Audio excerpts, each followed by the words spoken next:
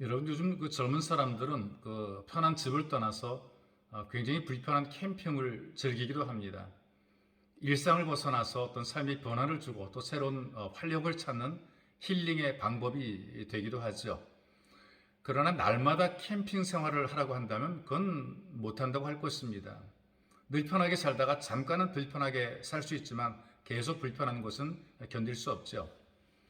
어떤 재난이 만들어지거나 또 전쟁이 일어나게 되면 이 재난의 현장 또 전쟁의 현장을 피해서 난민촌이 만들어지게 됩니다. 그래서 많은 사람들이 몰려와서 그 불편한 난민촌의 생활을 감당하게 되는데요. 흔히 말하는 텐트 생활이죠.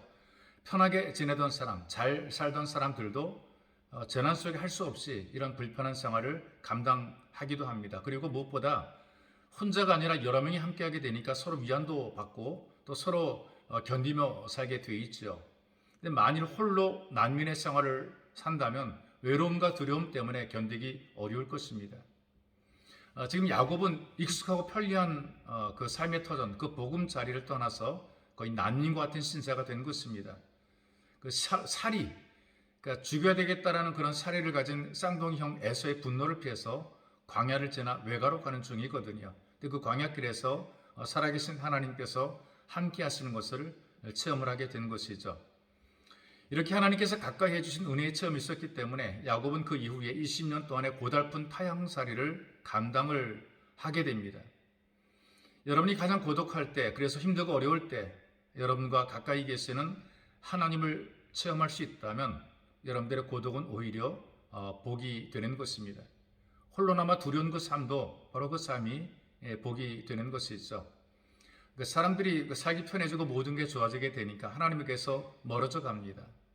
삶이 곤고할 때, 어려울 때, 난민촌 생활 같을 때에는 믿음이 좋다고 참 하던 사람들이었었는데 살만하게 되니까, 난민촌을 벗어나게 되니까, 불편함을 극복하게 되니까, 살만하니까 하나님에게서 멀어지는 경우들이 많습니다. 가장 힘들고 어려울 때, 그리고 아무것도 의지할 곳이 없는 처절한 고독 속에서 많은 사람들이 오히려 하나님을 더 가까이 하게 되는 것이죠. 만일 여러분들의 삶이 너무나 곤고해서 하나님을 향한 간절함이 있다면 그것이 여러분들에게 복이 됩니다. 그 고독한 또 두려운 광야에서 하나님께서 주신 말씀이 있어요. 그 두려움 속에 있을 때 함께 해주시는 것이 있죠. 창세기 28장 15절의 말씀입니다. 내가 너와 함께 있어 네가 어디로 가든지 너를 지키며 너를 이끌어 이 땅으로 돌아오게 할지라. 내가 네게 허락한 것을 다 이루기까지 너를 떠나지 아니하리라 하신지라. 하나님께서 두려움 속에 있을 때에 함께 하시겠다는 약속의 말씀을 주고 있습니다. 형과 아버지를 속이고 복음 자리를 떠난 야곱의 삶은 심리적으로 쫓기는 삶이지요. 그래서 두려움이 자리하고 있습니다. 늘 쫓기는 사람 마음속에는 두려움이 있단 말이죠. 그런데 하나님께서 이런 야곱의 마음을 아시고 가장 두려운 현장에 나타나셔서 말씀을 주십니다. 함께 있어 지켜주고 이끌어서 인도하고 다시 돌아올 수 있도록 내가 보호해 주겠다. 그 후에 야곱은 20년 동안의 타향살이를 마치고 고향으로 돌아오게 됩니다. 하나님께서 이 나그네 생활에 많은 복을 주어서 대가족과 큰 재산을 이루게 하시고 부자가 되게 만들어 놓으셨어요. 근데 가장 큰 문제는 뭐냐? 형 에서를 만나는 일입니다. 에서는 야곱에게 속아서 장자의 축복권을 빼앗기고 야곱과 원수가 되어 있는 상태입니다. 여러분, 속이고 피해 입힌 사람을 만나서 화해를 이루는 일은 굉장히 어렵습니다. 가서 용서를 빌어야 됩니다. 처절하게 미안함을 표현해야 됩니다. 그때를 사죄해야 됩니다. 용서를 주고받는 것은 사실은 어렵고 힘든 일이죠. 용서를 빚는 사람도 용서를 해주는 사람도 어렵습니다.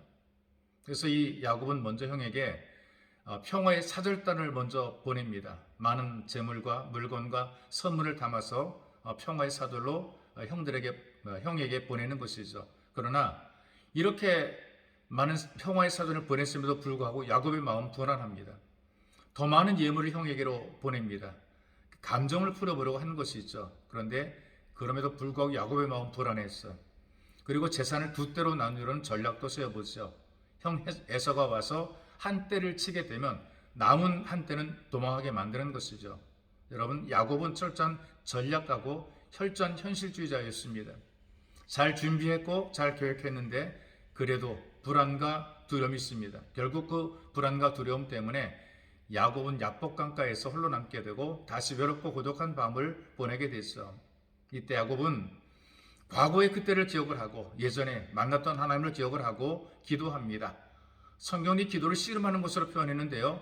불안과 두려움 속에 홀로 남겨진 야곱은 간절함으로, 정말 간절함으로 하나님을 가까이 하려고 합니다. 그리고 그 하나님을 통해서 안전을 보장받게 되는 것이죠.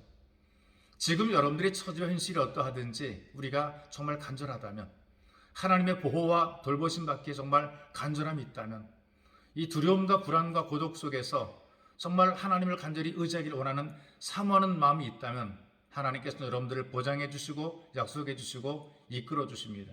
이렇게 현실에서 가장 힘들고 어려울 때 더욱더 하나님을 가까이 하는 여러분들이 되시기를 주님의 이름으로 축복합니다.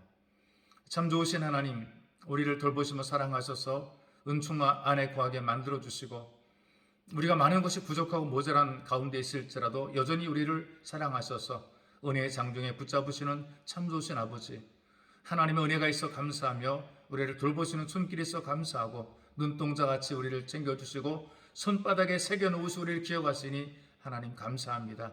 이 은혜를 알고 더욱더 하나님과 가까이 하는 믿음의 삶을 살아갈 수 있도록 은혜 베풀어 주옵소서. 보배로우신 예수님의 이름으로 기도하옵나이다. 아멘.